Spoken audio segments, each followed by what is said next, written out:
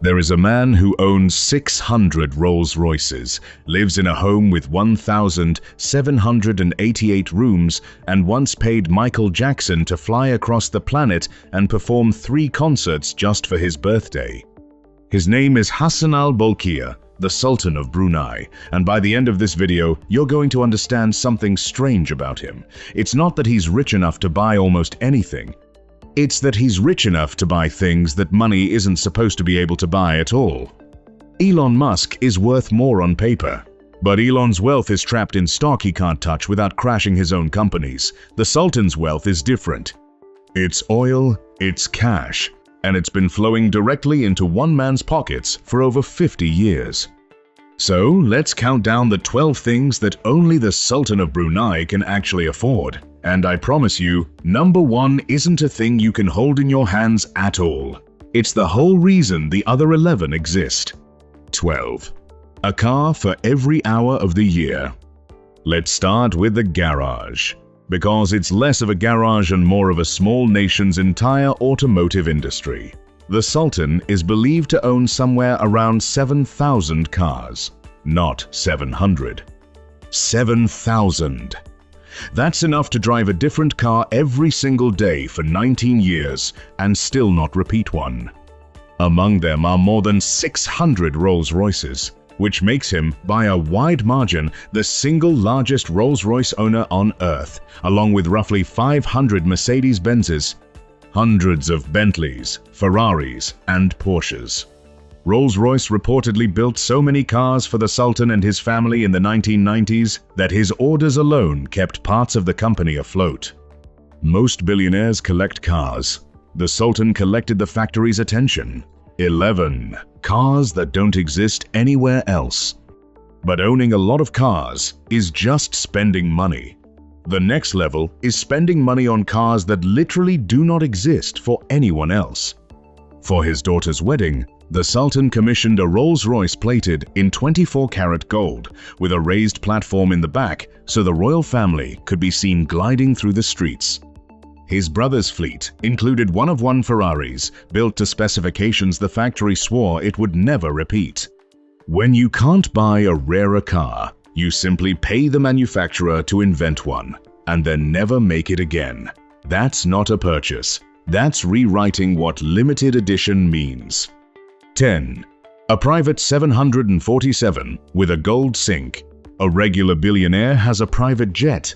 The Sultan has a Boeing 747, the same aircraft that carries 400 commercial passengers refitted for a family. Inside are reported to be wash basins made of solid gold and Lalique crystal fixtures worth more than most houses. He owns several aircraft, including Airbus jets and a fleet of helicopters, but the gold-plumbed jumbo jet is the one that says the quiet part out loud. He didn't buy a jet to travel. He bought an airline's worth of airplanes so that even the bathroom on board would be worth a fortune.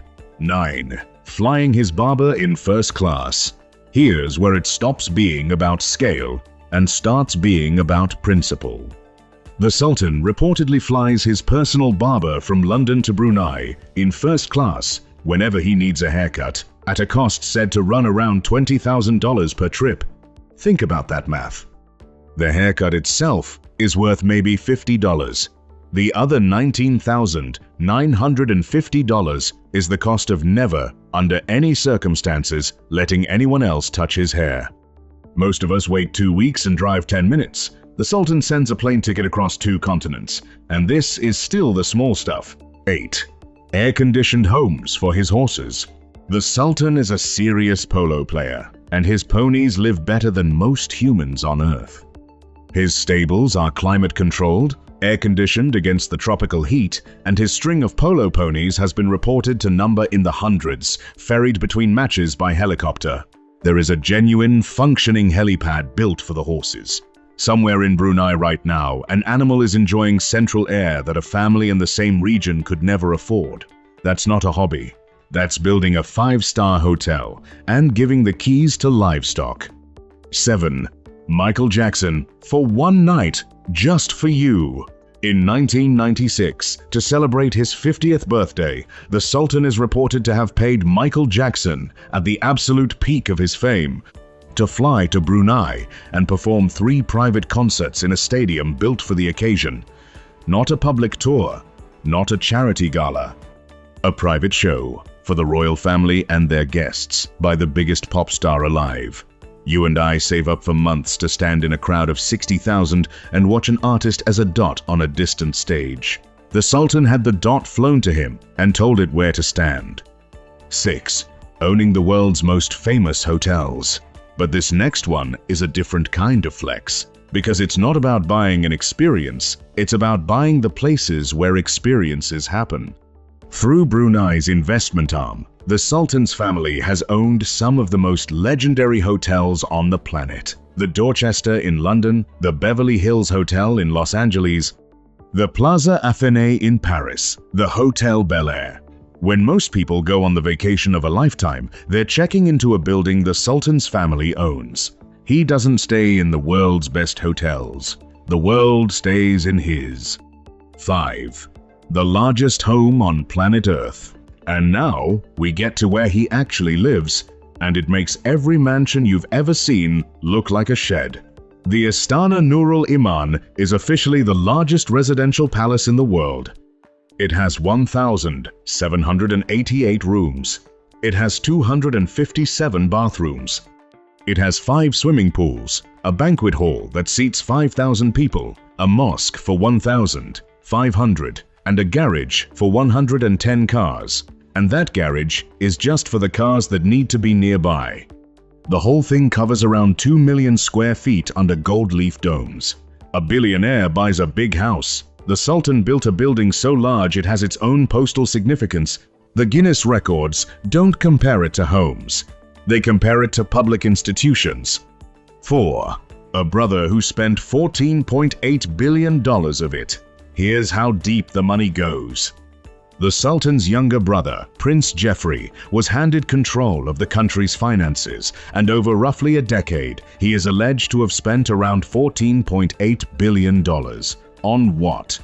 Custom paintings, a fleet of aircraft, a collection of specially commissioned jewelry, hundreds of properties, and a super yacht with a name so crude it can't be said on this channel.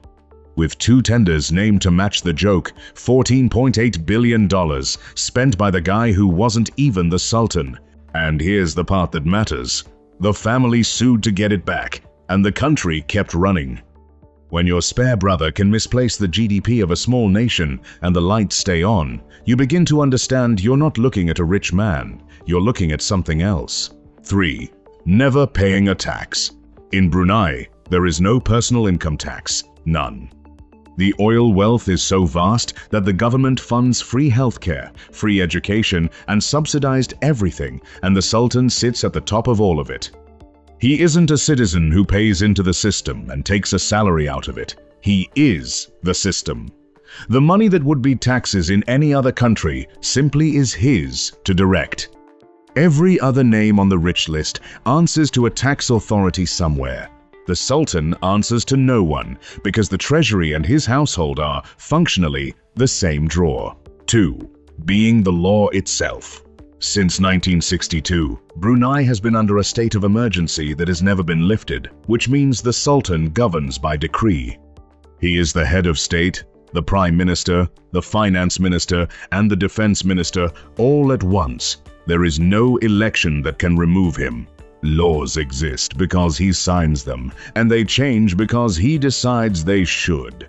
The rarest thing on earth isn't a gold car or a private Michael Jackson concert. It's the ability to wake up and rewrite the rules everyone else has to follow. Most powerful people can afford the best lawyers. The Sultan can afford to be the reason the lawyers have anything to argue about. 1. An entire country, and half a century of it. Which brings us to the one thing only the Sultan of Brunei can truly afford, the thing that makes all 11 of the others possible.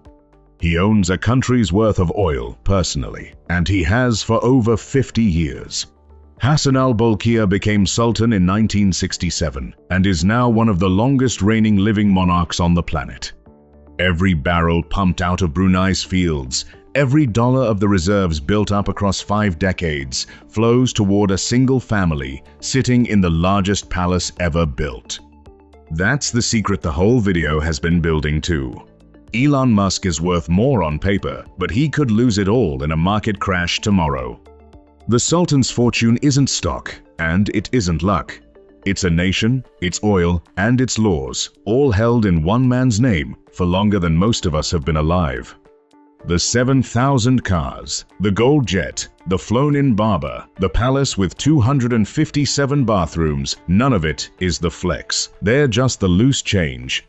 The real thing only the Sultan of Brunei can afford is the one thing money is never supposed to buy.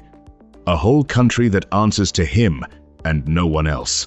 And he's been able to afford it every single day since 1967.